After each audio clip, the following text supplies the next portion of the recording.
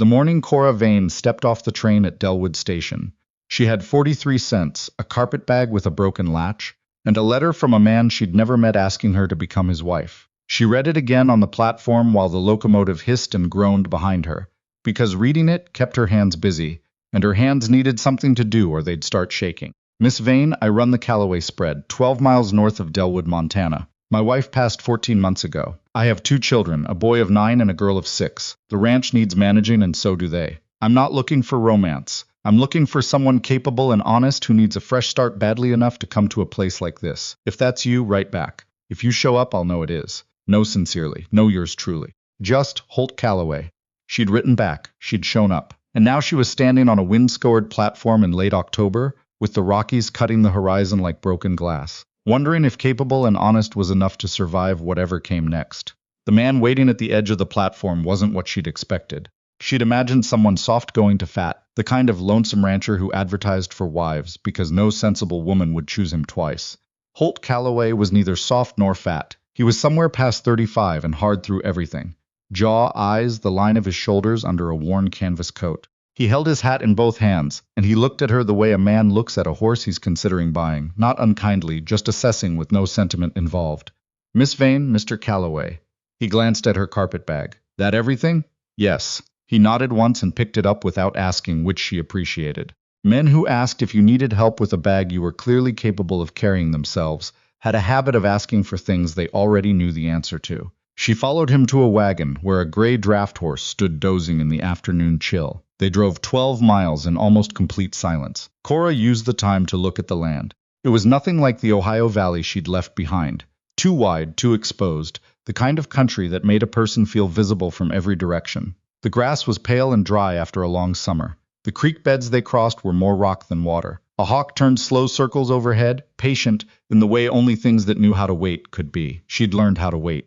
She'd learned it the hard way. In the 3 years after her father's debts ate the farm and her mother took sick, and the man Cora had been set to marry quietly found someone whose family still had land attached to them.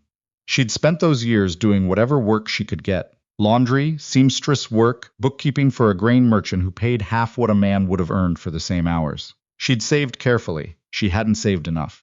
When her mother died in March and the boarding house where they'd been living raised its rates, Cora had understood that survival required a different kind of mathematics than the one she'd been using. She wasn't sentimental about it. She needed somewhere to land. Holt Callaway needed someone who knew how to work. That was the arrangement, clear and unromantic, and she could live with clear. The ranch appeared as the sun started dropping. A low house, a bigger barn, outbuildings scattered around a central yard like someone had set them down and never quite finished deciding where they belonged. The house needed paint. The fence on the south side had a section down. There was a woodpile that should have been twice its size before the first snow. Cora cataloged all of it automatically and said nothing. 2 children were watching from the porch. The boy, Danny, was tall for 9 with his father's jaw already starting to show. The girl, Lily, was 6 and small and had apparently decided to assess Cora with the same frank appraisal her father used, except with considerably less restraint. "You're not what I thought you'd look like," Lily announced. "What did you think I'd look like?" "Older." Papa's last letter wife was older. She said letter wife the way children say words they've heard adults use, not entirely sure of the weight but certain of the shape. "Lily," Danny said quietly, and his sister fell silent, though she didn't stop staring. Holt showed Cora to a room off the back of the house, small but clean, with a window that faced east toward a stand of cottonwoods that had mostly gone gold. There was a bed, a washstand, a hook on the wall for her coat. "Supper's usually at 6, he said. "Children are up by 5:30. I'm out earlier than that." "What does a day look like here?" He paused at the door, seeming to consider whether the question merited a full answer. "Depends on the season. Right now, getting the herd consolidated before winter. Fence repairs. Firewood. The children need getting to school on Tuesdays and Thursdays. It's 4 miles east, 1-room schoolhouse. Danny can drive the wagon, but not alone in bad weather. What about the house? What about it? Is there a list of what needs doing? A system your wife used?" Something moved across his face. Not grief exactly, more like a door closing quietly. Whatever system she used went with her. "I've been managing." The way he said managing made it clear he hadn't been, not entirely. Cora nodded and let it go. Supper that first night was quiet. Lily asked 6 questions that Cora answered directly and honestly, which seemed to please the girl who'd apparently been getting a lot of "we'll see" and someday an answer to her questions lately. Danny ate without speaking much, but watched everything, the way quiet children do when they've learned that watching is more useful than talking. Holt ate with the focused efficiency of a man who'd stopped tasting food somewhere along the way. Cora washed the dishes after, sorted through what was in the pantry, and wrote a list of what needed replenishing before snow. She left it on the kitchen table where he'd find it. In the morning, it was gone. In its place was a folded bill and a note. Take the wagon Tuesday when you bring the children. Dellwood has a general store. Not thank you. Not good thinking. Just the money and the practical acknowledgement that she'd seen something real. She could work with that. The first month passed in the way first months do when you're learning a new kind of survival, grinding and clarifying at once. Cora learned the ranch's rhythms, which animals were trouble, where the water froze first, how to coax the stove in the main room that had a draft problem nobody'd fixed. She learned that Danny kept a journal under his mattress, and that Lily was terrified of thunder and would never admit it. She learned that Holt's silences weren't unfriendly, just inhabited, the kind a person earns after enough loss. She didn't pry, but she paid attention. He came in one November evening with his left hand wrapped in a rag soaked through with blood, and she didn't fuss or flutter. She brought the lamp close, cleaned the gash, a wire fence cut, deep but not dangerous, and stitched it with the same steadiness she used for everything else. He watched her work without speaking. When she tied off the last stitch, he said, "You've done that before. My father ran a small farm. Accidents happen. You didn't flinch. Flinching doesn't help." He was quiet a moment then. "No, it doesn't. It wasn't much." But Cora noted it the same way she noted the things that mattered. Quietly, without making a production of it. The trouble started in December, when a man named Gerald Foss rode up to the ranch on a Thursday afternoon while Holt was out checking the south pasture. Gerald Foss represented the Montana Land and Cattle Syndicate, he said, as though that explained him. He was city-dressed in a way that looked wrong against the snow-dusted yard. The kind of man whose boots had never been broken in by actual work. He was pleasant in the surface way of people who've learned that pleasantness is cheaper than honesty. "Mrs. Calloway," he said, which was the first time anyone had called her that, and she felt it land strange and sharp. "Miss Vane," she said, "we haven't married yet." Something flickered behind his smile. "Of course. My apologies. I'm here about the Calloway water rights. Specifically the allocation coming off the Dellwood Creek Fork. The syndicate has been working to consolidate water access in this part of the territory. Mr. Calloway's been approached before, but he's not here." "Yes, I can see that. Perhaps you might pass along a message. The syndicate is prepared to make a generous offer for the water rights, separate from any transaction on the land itself. It would represent real financial relief for a ranch in his situation." "What situation is that?" Foss's smile didn't change, but his eyes got colder. "The ranch carries debt, Miss Vane. The banknote comes due in February. I'd hate to see a family in difficult circumstances make things harder by holding on to assets that could be converted to cash." He left before Holt returned, and Cora spent the time until supper thinking hard about the particular way Foss had said holding on to assets, like the water rights, were a luxury instead of the reason this land could run cattle at all. She told Holt about the visit plainly, leaving out nothing. He listened with a stillness that she'd learned meant he was processing rather than ignoring. When she finished, he was quiet long enough that the fire popped twice. "How much does the banknote owe?" she asked. Another silence. Then, without looking at her, "More than the water rights would cover." "How much more?" "Enough that selling the water doesn't solve it. Just delays it and leaves us without water." So Foss knew the offer wouldn't be enough. He just wanted to see if you'd panic. Holt looked at her then, directly, the way he rarely did. "Yes." "Who?" "Dellwood's Terrial Bank. Manager named Selkirk." His jaw tightened slightly. "Selkirk and Foss they have dinners together. That's all I know for certain." Cora thought about the list she'd written on her first night, the pantry inventory, the practical arithmetic of what this ranch needed. She'd always been good at arithmetic. "Tell me everything you know about the syndicate." He did. It took a long time and the fire burned down while he talked. The Montana Land and Cattle Syndicate had been acquiring water rights across 4 counties for 2 years, sometimes through purchase, sometimes through foreclosure, sometimes through methods Holt described in flat, careful language that made the violence of them more apparent, not less. 3 ranchers who'd resisted had found themselves facing sudden legal trouble. One had lost his herd to a mysterious illness that the syndicate's veterinarian had declared unrelated to anything they'd done. One had simply vanished from the county, his property sold for taxes within 60 days. "And your nearest neighbors?" Cora asked. "The Harmon family, 6 miles west. Walt Harmon's been trying to organize the other ranchers to resist, but most of them are scared. The ones who aren't scared have already signed." "Has Walt signed?" "Not yet." "Then you have at least 2 ranches." Holt looked at her like she'd said something unexpected. That's not enough. It's more than one. Cora stood and began banking the fire for the night. You said the banknote comes due in February. That's 2 months. What do you need to make that payment without selling the water rights? About $300 I don't have. $300. She turned it over in her mind the way she'd turned over hard numbers before.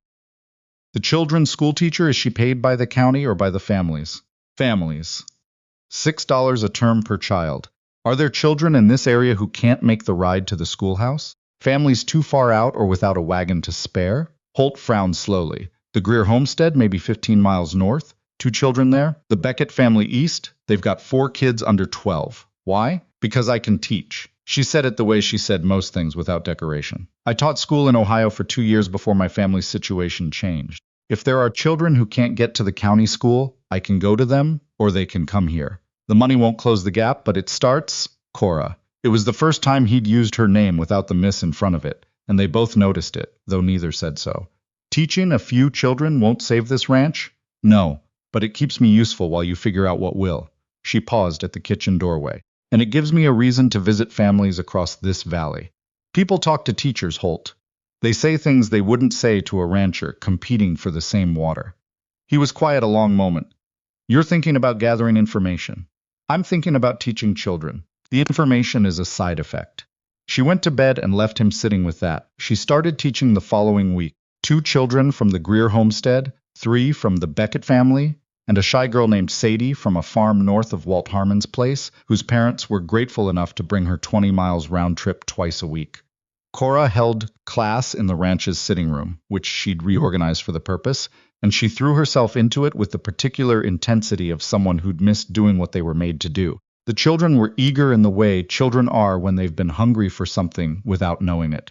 Cora taught reading and arithmetic and basic science, but she also taught them things the county curriculum didn't cover: how water rights worked in territorial law, why it mattered who owned the land that fed a creek, what it meant for an ordinary family when a corporation controlled what came out of the ground. She taught them clearly, without alarm, the way she'd explain long division.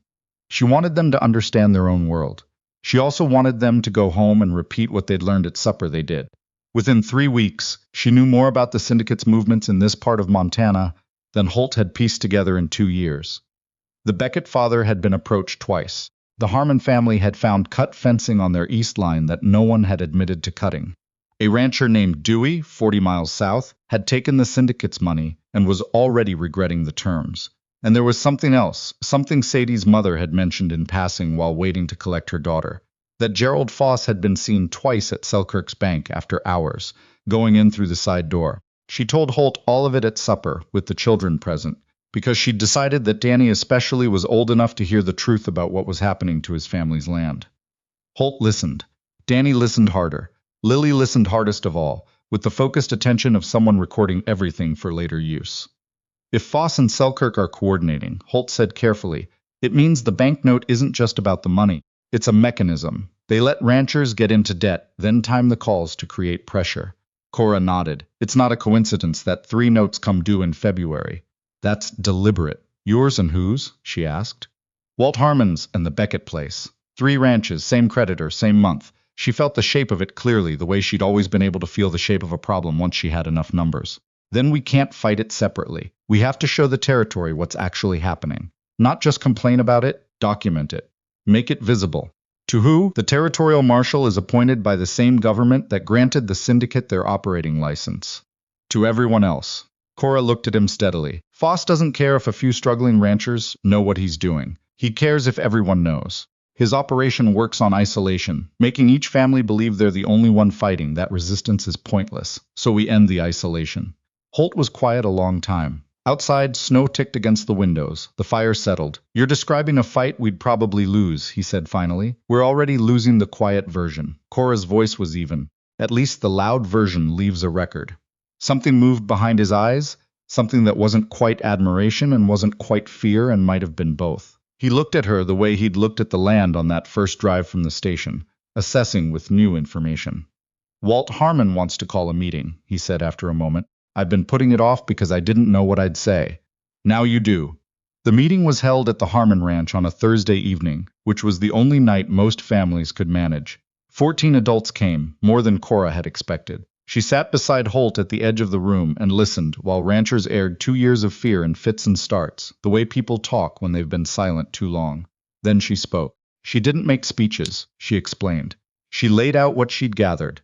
The pattern of debt timing, the coordination between the bank and the syndicate, the legal structure of water rights under territorial law, and exactly how the syndicate was exploiting a gap in that structure. She spoke the way she taught, clearly and without condescension, treating the room like people capable of understanding complicated things when those things were explained properly. By the time she finished, the room was very still. Walt Harmon, a broad, sun-weathered man in his 60s, said, "Where'd you learn all this?" "From your children," Cora said, "and from paying attention to things people say when they think a schoolteacher isn't listening." Someone in the back laughed, a genuine surprised laugh, and the tension in the room shifted. They made a plan, not a perfect one. There wasn't a perfect one available, but a real one, pooling documentation from every family present, filing a collective complaint with the Territorial Land Office in Helena, and organizing so that no ranch would face the February deadline alone. The families with means would help the ones without. The ones with legal knowledge, Walt had a son-in-law who'd studied law in Missoula, would draft filings, and they'd hold nothing back quietly. Foss arrived at the Callaway Ranch 2 days later. This time Holt was there. The conversation was brief and ugly in the way conversations are when pleasantness runs out. Foss made clear that collective action was a violation of the terms of existing contracts, that the syndicate had lawyers who'd spent years preparing for exactly this kind of resistance, and that the February bank calls would proceed as scheduled, without extension, without mercy. "And your water rights," Foss said, looking at Cora rather than Holt, "will be the first we move to attach once the foreclosure proceeds, given that you haven't actually formalized your arrangement here." His gaze traveled the room with deliberate implication. That could complicate things legally for everyone. After he left, Holt stood at the kitchen window for a long time. "He's right about one thing," he said without turning. "If the ranch forecloses before we're married, your standing here is complicated. They could argue you have no legal stake in the water rights defense. I know I'm not asking you to marry me because of a legal technicality." He turned. His voice was careful and even, the way it always was when something cost him. "But I am asking you." Cora looked at him. 43 cents on a train platform felt like another life. The man in front of her was nothing like the one she'd invented on the ride from the station. Harder to read, harder to dismiss, more real in every direction. "I came here for a fresh start," she said, "not a transaction." This stopped being just a transaction a while ago. She held his gaze. "When?" He didn't answer immediately. Then, quietly, "When you stitched my hand and didn't make me feel small for needing it." Cora was silent a moment. Outside, Danny was splitting wood with the focused efficiency of a boy who'd learned early that work was how you managed things that hurt. Lily was sitting on the porch talking to the barn cat in a steady stream of important information about her day. "All right," she said, "but I want it in writing, not just a ceremony. An actual legal document, drawn up by Walt's son-in-law, stating that the water rights and the south pasture stay in my name if anything happens to this arrangement. I won't be left with nothing twice." Something shifted in Holt's face.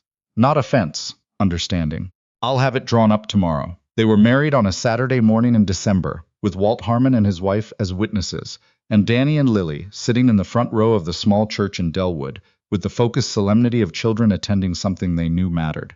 The ceremony was short. Cora wore her second-best dress because her best one had a torn hem she hadn't gotten around to mending. Holt wore a clean shirt and looked at her during the vows with an expression she couldn't entirely name. Serious and unguarded at once, like a man who'd stopped pretending something a moment before he meant to. The marriage changed the practical shape of things, and left the emotional shape uncertain, the way real changes do. They were careful around each other for a week, overly polite, in a way that made Danny roll his eyes, and Lily ask why everyone was talking so slowly. Then one evening Cora burned the biscuits. Truly, entirely burned them, because she'd been reading a letter from Walt's son-in-law about the Helena filing and lost track of the time. She stood in the kitchen holding the pan and looking at 12 perfectly charred rounds, and something cracked open in her chest that she hadn't felt since before her mother died. Since before the farm went and the fiancé vanished and survival took over from everything else. She laughed, a real one, surprised out of her. Holt appeared in the doorway, assessed the situation, and after a moment smiled. It rearranged his face entirely. She hadn't seen a full smile from him before, and it turned out he had one, genuine and slightly crooked, and it hit her somewhere she hadn't been expecting. "There's jerky," he said. "There's jerky," she agreed, and they had jerky and cold cornbread for supper, and Danny thought this was the best meal the ranch had ever produced. The collective complaint reached Helena in January. The Territorial Land Office's response was cautious and slow. Government responses always are, but it was a response. An investigator was assigned. 3 of the syndicate's previous water rights acquisitions were flagged for review. It wasn't victory, but it was documentation, a formal record that what had been done to these families had been seen and named. Foss returned in late January with a harder face and no pleasantness left to spend. He came to the ranch while Cora was teaching, 4 children sitting in rows with slates in their laps, and she heard the hoofbeats and kept teaching because she'd decided some time ago that interrupting class for Gerald Foss was a precedent she wouldn't set. He knocked. Lily, who was helping distribute chalk, opened the door with the serene confidence of a 6-year-old who lived here and he didn't. "I need to speak with Mrs. Calloway," Foss said. "She's teaching," Lily said. "It's important. Fractions are also important." Cora, from inside, said, "We're finishing the lesson," in a voice that foreclosed argument, and they did finish the lesson. 12 more minutes, which she suspected felt considerably longer to Gerald Foss than to anyone inside. When she finally came to the door, he was pale around the edges with the particular tightness of a man who'd expected to be in control of this conversation. "The February calls will proceed," he said. "The Helena Review changes nothing about your current debt obligations." "I know. We've made arrangements," he stopped. "What arrangements?" Cora kept her voice pleasantly informational. Walt Harmon's family contributed. The Becketts contributed what they could. 2 families from the North Valley we hadn't expected stepped in after hearing about the situation. "We're going to be short of what's needed for all 3 ranches, but we've also formally requested an extension based on the pending territorial investigation. Selkirk can deny it, but if he does, he'll be doing it while a government investigator is looking at his relationship with the syndicate." Foss stared at her.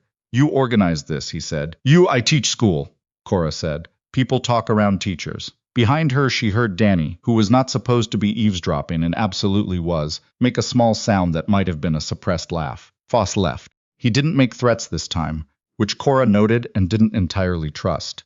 The next week was hard. The syndicate's lawyers filed counter-complaints with the land office, challenging the basis of the collective action. 2 of the 14 families at the Harmon meeting quietly backed out, too frightened to hold on. Selkirk denied the extension request, as expected, citing standard procedure and not mentioning the government investigator looking over his shoulder. And then the investigator sent a deputy to Dellwood with a request for additional documentation, and suddenly Selkirk's certainty developed cracks. It didn't collapse overnight. These things never did. But the pressure shifted, had been moving one direction for 2 years, and now it moved another way, and anyone paying attention could feel the difference. Holt came in one evening in February, the night before the banknote was due, and sat at the table with the careful stillness she'd learned to read as him holding something difficult. "Walt's son-in-law thinks we'll get the extension," he said. "Investigator filed a recommendation this afternoon." Cora set down the mending she'd been doing. But even if we do, even if the investigation proceeds, this ranch is still underwater. I took on debt after Eleanor died that I shouldn't have, trying to keep things running alone when I didn't know how to run them, and raise 2 children at the same time." He looked at his hands. "I should have told you that before you came. You told me the ranch needed managing. I told you less than the whole truth." She was quiet, a moment. Outside, the wind was coming in from the north, the kind that had ice in it. Inside, the lamp burned steady, the way it did every night now because she'd fixed the wick in October and no one had mentioned it. "Holt." She waited until he looked at her. "I came here with 43 cents and a broken carpetbag to marry a man I'd never met. I knew it was complicated. I chose it anyway." She held his gaze. "I still choose it." Something came undone in his face, very quietly, the way something held tight for a long time goes when it finally releases. He reached across the table and covered her hand with his, said nothing, but kept his hand there. They got the extension. The territorial investigation into the syndicate ran through spring and into summer, and when it concluded, 3 of the syndicate's major water rights acquisitions were reversed on grounds of fraudulent foreclosure coordination with the bank. Gerald Foss was indicted on 2 counts of conspiring to defraud landowners. Selkirk resigned from the bank before charges could be filed against him, which everyone understood to mean the same. The land came back to the families it had been taken from. Not all of it. These things were never perfectly clean, but most of it, and with it the water, and with it the future those families had been trying to protect. The Calloway Ranch debt was restructured under new bank management, not forgiven. Holt wouldn't have accepted that, which Cora had predicted, but made workable. a real payment schedule, without the hidden mechanisms the syndicate had used. On the first day of spring, Cora took the class outside. 14 children now, more than twice what she'd started with. Word had spread in the way good things spread in isolated country, slowly, then all at once. She'd had to push 2 of the ranch's interior walls to fit everyone on the cold days, and was already thinking about whether one of the outbuildings could be converted. She taught them that morning about water, how it moved underground, how aquifers connected land that looked separate on the surface, how the law was supposed to protect common resources even when it sometimes failed to. She taught it simply, the way she taught everything, treating them as people capable of understanding complicated things. Thomas? No, she caught herself. She meant Sam. Sam Beckett, 10 years old and mathematically gifted in the particular way that made her think of the future every time he raised his hand, asked her a question she hadn't expected. Mrs. Calloway, why did you stay? After you found out how bad things really were with the ranch, you could have left. 14 children watched her. The ones who knew the answer already watched her say it. Because some things are worth more than being safe, Cora said, and because I already knew what it looked like to lose everything quietly. She looked out at the land, the creek visible in the distance, the grass coming back green after a long winter. I decided I'd rather lose everything loudly, if it came to that. At least loudly leaves a record. Sam considered this. It didn't come to that. No, this time it didn't. She turned back to the board. But now you know what to do if it does. That evening, after the children had gone home, after supper, after Danny had gone to bed with his journal, and Lily had fallen asleep between one breath and the next the way small children do, Cora sat on the porch in the spring dark, listening to the creek she'd helped keep. Holt came out and sat beside her. He wasn't much for sitting still, usually, too much person to be contained in a chair, but he'd been getting better at it. I found the carpetbag, he said after a while. The latch is still broken. I know, I keep meaning to fix it. I already did. She looked at him. He was watching the dark line of the cottonwoods against the sky, and in profile he looked like the land itself, worn by weather into something that would probably outlast most softer things. Thank you, she said. Seemed like something worth keeping in good repair. She understood that he wasn't talking entirely about the bag. She wasn't talking entirely about the bag when she said, I think so too. They sat together while the night settled in around the ranch, quiet in the way that has warmth in it rather than distance. And Cora looked at the land she'd come to by accident, and stayed in on purpose, and thought that a fresh start was a strange thing. Not a clean slate exactly. More like a second draft, same person, different choices. The same fear that it would all fall apart, and the same stubborn refusal to let that stop her. She'd survived losing everything once. She'd learned you could build something after that, if you were willing to pick the right kind of hard she had. And it turned out the right kind of hard looked a lot like this.